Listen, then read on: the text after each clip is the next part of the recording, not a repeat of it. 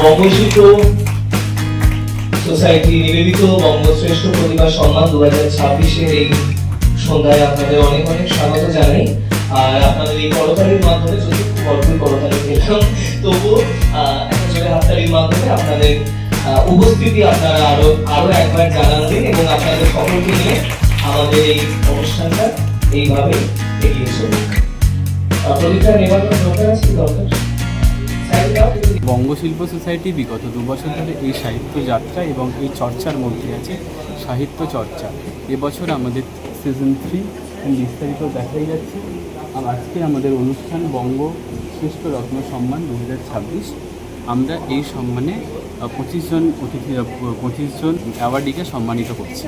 আচ্ছা, এই মানে কারা কারা আজকে উপস্থিত থাকছেন এবং এই আজকে আমাদের বিশেষ অতিথি হিসেবে উপস্থিত থাকছেন অর্পিতা সরকার, সুচন্দ্রা বানিয়া এবং প্রমুখরা। আচ্ছা, অ্যাওয়ার্ডটা পাচ্ছেন, কি কিসের অ্যাওয়ার্ড পেলেন এবং সেটা নিয়ে আপনার অনুভূতি? বঙ্গ শিল্প সোসাইটি মানে সেরা প্রতিভাদের একটা সম্মান দেওয়ার জায়গা তৈরি করে দিয়েছে, প্ল্যাটফর্ম তৈরি করে দিয়েছে। সেই জায়গাটা থেকেই আমার যে নুন পান্তা ভাতে কবিতার বইটি আছে, এবছর বইমেলায় বইয়েছিল, তার উপর ভিত্তি করেই আমাকে এই প্রতিভার সম্মান বা স্বীকৃতি দেওয়া হচ্ছে এবং আমার বেশ ভালো লাগছে, কেননা আমি ভাবতেই পারিনি যে এই সম্মান আমি পাবো। অনুষ্ঠানটা তো বঙ্গশ্রেষ্ঠ অনুষ্ঠান, তো যেহেতু লেখালেখি কিছু করি আর দীর্ঘদিন যাবৎ লেখালেখির মধ্যে আছি, আর পেশায় একজন হোটেল ম্যানেজমেন্ট টিচার, গরিব বাচ্চাদের হোটেল ম্যানেজমেন্ট পড়াই দীর্ঘ 2000 সাল থেকে 26 বছর হয়ে গেল। তাদের ট্রেনিং, প্লেসমেন্ট, তাদের পড়াশোনা সবটাই আমরা করি এখান থেকে, প্লাস চাকরি বাকরি দিয়ে থাকি। তো সেই কাজের জন্য ডক্টরেট পাওয়া, 4টে ইউনিভার্সিটি থেকে ডক্টরেট পাওয়া, তার সাথে লেখালেখির কাজ করি। বাংলায় কবিতা মূলত লিখি, ইংরেজিতেও কবিতা লিখি, 2টি বই আছে, একটি গতবার বেরিয়েছিল, একটি এবার দেব সাহিত্য পরিষদ থেকে বেরিয়েছে। বেশ ভালো পারফরমেন্স। এবং আরেকটা বড় কথা, এই বইয়ের যে লভ্যাংশ বা লয়্যালটি থাকে সেটা পুরো চলে যায় ক্যান্সার পেশেন্ট বাচ্চাদের জন্য। তো পুরো কাজটাই যেটা আমার চলে মূলত কিন্তু সোশ্যাল কজের জন্য চলে। তো এবার সেই আমার লেখালেখি পারপাসে একটা সম্মান পাবো। এই যে উদ্যোগটা ওরা যে সেটা একটু বলুন। উদ্যোগটা তো ভালো নিশ্চয়ই, যারা নতুন লেখালেখি করছেন বা দীর্ঘদিন লিখছেন তাদের যদি একটা এইভাবে সম্মান দেওয়া হয় তাহলে কাজের প্রতি স্পৃহাটা বেড়ে যায় এবং আরও বেশি ভালো কাজ করতে পারে। কোথাও গিয়ে লেখক বা কবি একজন পদ্ধজীব, তো সমাজের প্রতি তার দায় দায়িত্ব থেকেই যায়, তো সেগুলো পালন করতে পারাটা তার পক্ষে আরেকটু সহজ হয় এবং আরও বেশি ইন্সপায়ার্ড হয় পরবর্তীকালে। আপনার নামটা যদি বলেন। আমার নাম দীপক দীক্ষিত, দমদম নাগেবাজার থেকে। করা হচ্ছে, আমরা একটু হলুদ রঙের আধিক্য রাখি, কারণ হলুদ রং বন্ধুত্বের প্রতীক।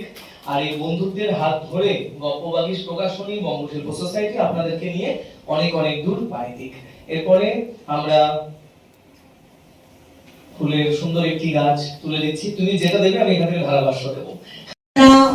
কোনো মেলা নয়, কোনো অন্য অনুষ্ঠান নয়, সাহিত্য সভা। সাহিত্য সভায় যারা উপস্থিত হন তারা মোটামুটি সাহিত্যের আকর্ষণেই আসেন, তাই তারা আস্তে আস্তে দুর্লভ প্রাণীর দিকেই এগিয়ে যাচ্ছে, ক্রমাগত কমে যাচ্ছে সাহিত্য অনুরাগী মানুষদের সংখ্যা। বিশেষ করে সেটা একজন লেখক লেখিকার কাছে খুব কষ্টের জায়গা।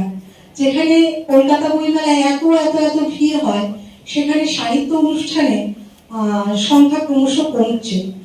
সেখানে এই হলটা যে পরিপূর্ণ হয়েছে, এটা কিন্তু গল্প বাগিশের কাছেও যেমন ভালো লাগার জায়গা, তেমনি আমার কাছেও খুব ভালো লাগার জায়গা।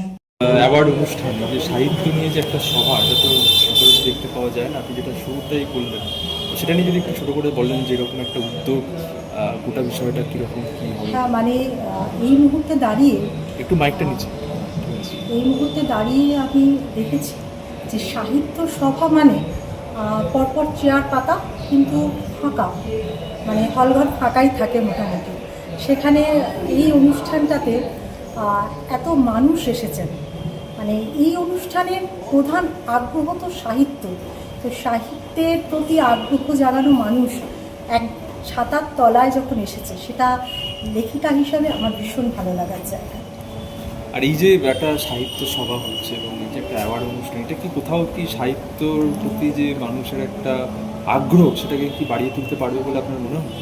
অবশ্যই। পুরস্কার তো দিনের শেষে আরও দায়িত্ব বাড়ায়। যে কোনো পুরস্কার, যারা নতুন লেখালেখি করছে তারা যদি একটা পুরস্কার পান, তাদের আমার মনে হয় লেখালেখির আগ্রহ আরও বাড়বে।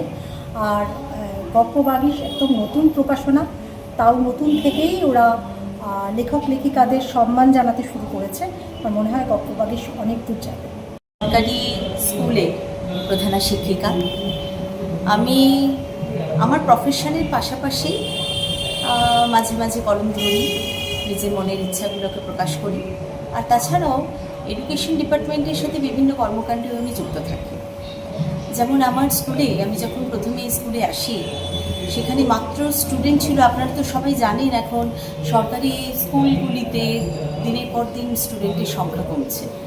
তো সেখানে আমি এসে প্রথম যে জিনিসটা করি, বেঙ্গলি মিডিয়াম একটি স্কুল ছিল, সেখানে আমি ইংরেজি মাধ্যমে পড়াশোনা শুরু করি। স্কুল এডুকেশন ডিপার্টমেন্ট থেকে পারমিশন পাই। সেখানে প্রচুর পরিশ্রমও করতে হয় আমাকে, কারণ এই পথটা তো খুব একটা সহজ না। আজকে সেখানে 15 জন স্টুডেন্ট থেকে আজকে আমার বিদ্যালয়ের স্টুডেন্ট হচ্ছে 100-র উপরে। সুতরাং মাত্র 240 টাকায় খরচ করে সারা বছরে মাত্র 240 টাকা ফিসে যাদের ধরুন সামর্থ্য নেই বড় বড় শহরের ইংলিশ মিডিয়াম স্কুলগুলোতে বাচ্চাকে পড়ানোর, তারা কিন্তু নিশ্চিন্তে আমাদের বিদ্যালয়ে পড়াতে পারে এবং সেই জন্য স্টুডেন্ট সংখ্যা বৃদ্ধি পেয়েছে। নমস্কার, আমি জয়শ্রী মণ্ডল। আমি আজ অ্যাওয়ার্ডটা পেয়েছি গপ্প বাগিশ প্রকাশনীতে। আমি একক কবিতার বই উপলব্ধি, যেটি আমি লিখেছিলাম মানুষের বোধকে সদা প্রাণবন্ত করে কলমের প্রস্ফুটিত কথার মাধ্যমে। তো এই বইটি লিখে আমি পাঠক হৃদয়ে খুবই একটা স্থান পেয়েছি বলতে গেলে ভালোবাসার, আমার সকল অনুরাগীদের। সেই কারণেই আমাকে শ্রেষ্ঠ কলম সম্মানটি গপ্প বাগিশ প্রকাশনী সহায়তায় বঙ্গীয় শিল্প সোসাইটি থেকে আমি পেলাম। আজকে আমি খুব ভালো লাগছে আমার এই অ্যাওয়ার্ডটি পেয়ে। Thank you. আমি এবার 3 বছর একক বই প্রকাশ হয়েছে, সেই কারণেই হয়তো এটা আমরা মনোনীত করেছি। খুব ভালো লাগছে, বিশেষ করে অর্পিতা সরকার লেখিকা ওনার হাত থেকে পেতে আরও ভালো লাগে। ওনার লেখা পড়ি দেখি, ওনাকে বইমেলাতেও দেখা হয়েছে। এবার ওনার হাত থেকে পাবো এটা আমি জানাচ্ছি, খুব ভালো। আমি ডক্টর শুভশ্রী কর্মকার।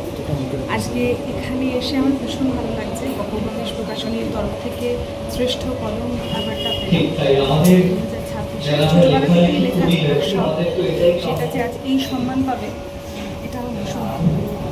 হ্যাঁ, আমি বলছি এই যে সাহিত্য নিয়ে বা গোটা বিষয়টা তোমরা অর্গানাইজ করছো এবং তুমি এত ছোট বয়স থেকে বিষয়টা ওতপ্রোতভাবে জড়িয়ে রয়েছো, এই যে একটা অ্যাওয়ার্ড অনুষ্ঠান সেটার মূল বৈশিষ্ট্যটা কী, এর বা তোমরা কী বার্তা দিতে চাইছো এবারে অ্যাওয়ার্ড? কারণ এটা তৃতীয় ধাপে পড়লো, তৃতীয় সিজন, সবটা নিয়ে মূলত আমরা এই অর্গানাইজেশনটা বিগত 1 বছর ধরে চালাচ্ছি। মানে এই বছরের জুলাই মাস আসলে আমাদের 1 বছর পূর্ণ হবে। আর এই বঙ্গসুন্দরীর অনুষ্ঠানটা আমাদের 3rd সিজন। এটা এর আগেও 2বার এই অ্যাওয়ার্ড ইভেন্টটা হয়ে গেছে। আমরা মূলত সমাজের বিভিন্ন ক্ষেত্র থেকে মানুষদের তুলে ধরতে চাইছি বিভিন্নভাবে। যেমন অনেকে সোশ্যাল ওয়ার্কার আছে, রাইটার আছে, ডক্টর আছে, মানে তারা তো মানে নিজেকে এস্টাবলিশ থাকলেও সব জায়গায় বিষয়টাকে প্রকাশ করতে পারে না। সেক্ষেত্রে আমরা তাদেরকে একটা স্পেস দিচ্ছি, একটা ওপেন স্টেজ দিচ্ছি, যাতে তারা তাদের কৃতিত্বটাকে সমাজের মাধ্যমে তুলে ধরতে পারে। এটাই আমাদের উদ্দেশ্য। পরবর্তীতেও আমরা এই ইভেন্ট অর্গানাইজ করে যাব। আর আমি চাইব আমাদের সঙ্গে যারা যারা এখন যুক্ত আছে পরবর্তীতেও তারা যুক্ত থাকবে। আমাদের আজকে চিফ গেস্ট হলো বিখ্যাত সাহিত্যিক অর্পিতা সরকার। আমাদের আগের অনুষ্ঠানে চিফ গেস্ট ছিলেন অ্যাক্ট্রেস ম্যাডাম পাপিয়া অধিকারী, সুচন্দ্র বানিয়ারি জয়সওয়াল।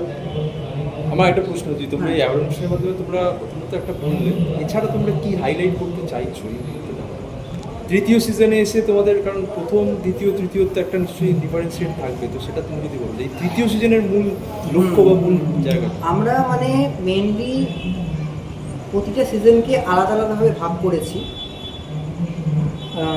প্রথম সিজনে আমরা ক্যাটাগরি রেখেছি, মেনলি ক্যাটাগরি ওয়াইজ আমরা ভাগ করি অ্যাওয়ার্ডের।